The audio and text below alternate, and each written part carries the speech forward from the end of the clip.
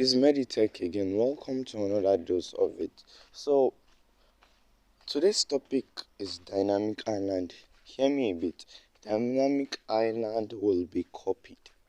Now, Apple rolled out a feature in their new iPhone 14 Pro devices, which has the A16 Bionic chip with iOS 16 stacked up on top of it, while the iPhone 14 Plus and iPhone 14, the normal standard iPhone 14, they come with the A15 Bionic chip.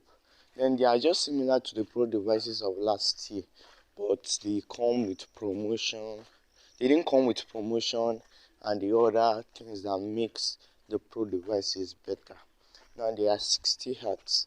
Now, and another thing is that the Pro devices of this year had the always on display, and with the promotion 100 Hz to 10 Hz, and the always on display is a little bit different from the standard way of other devices doing their always on display.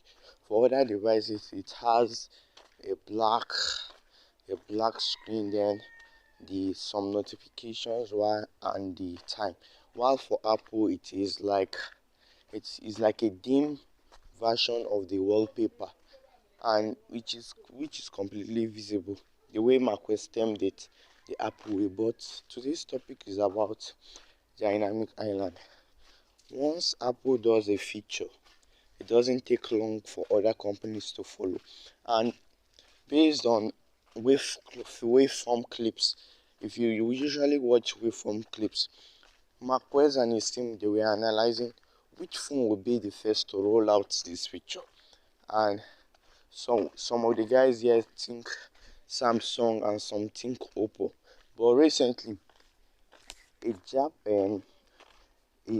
app developer called Jawan has developed a feature, Dynamic Spot, I think, which resembles the Dynamic Island to compete with it. Now the reason is that it is to make Android phone possess those features which resembles the one on Apple Pro phones, but it is not yet up to the standard of Apple phones, because those ones, they are designed specifically to make the notch feels like a software, not an hardware. Because the way Marquez put it is not that the notch at the top, it gives the iPhone a complete aesthetic change, but the introduction of the Dynamic Island to that pill shape makes the whole notch a different ball of game, and the multitasking is off the chart. Now that app developed, the normal version is not as good, but there's a paid version, and the paid version looks good, and you can download it on the Play Store, but it's not as compared to Dynamic Island. Now the ball of game is that Apple is slow to do things. Take the always on display and other features, like when they bumped up their camera to like 48 megapixel, but it trims it down to about 12.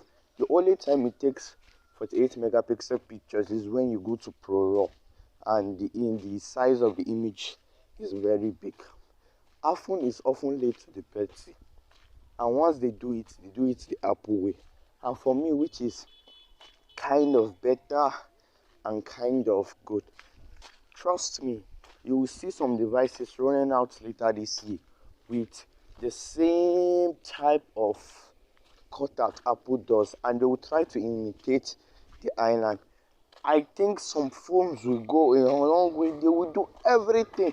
Now, if you look at the Nothing phone, if you check the back, some people is just like calling it that the iPhone of the Android. They make their device just like Android, but you cannot copy almost everything of Apple. And the way Calpay does its marketing, I think he's the chairman of Nothing. The way he does his marketing, he made the Nothing phone sell a large quantity of devices. Okay, that is a video of the Dynamic Island will be copy. I'll see you in the next one. Peace out.